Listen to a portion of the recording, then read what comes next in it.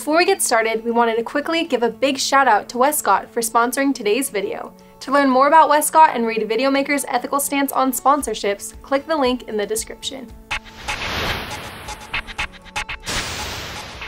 Shooting interviews can be difficult. However, if you follow these simple tips, you'll get a better looking video and get the right lighting for your needs. Let's face it, getting the lighting right is the difference between a good video and a bad one.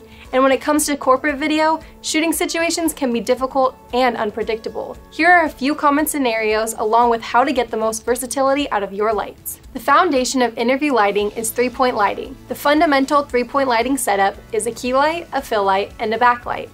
In short, the key is a hard light and should be your brightest light.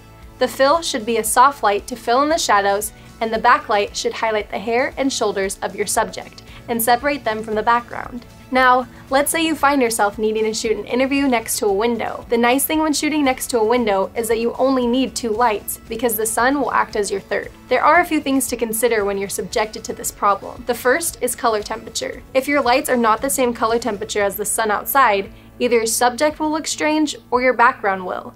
Because the Solix is daylight balanced at 5600K, you can use it as a key or fill, depending on the quality of the light coming from the window. The next issue is the intensity of the sun through the window. If you use the window as your fill light, you just need a bright light to act as your key to even out your scene. Another common scenario is lighting in a small room. Getting lights and stands into the space without getting into your shot will be difficult. This is when the size of your light plays a big role. A small light like the Solix makes things much easier. Additionally, because you won't need as much light to illuminate a small room, being able to dim the lights to the needed intensity is key. The last situation is one we have all been in, only having 1 light. Depending on your budget, you might only be able to have 1 light. This is a tricky problem. With a little creativity and a couple reflectors, you can do it.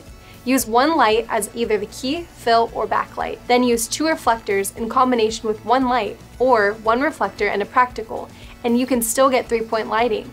It might take a little more patience for trial and error to get the lighting just right, but with a little patience, you can make it work. To learn more about the Solix and its included accessories, click the link in the description. I've been Sasha from Videomaker, thanks for watching.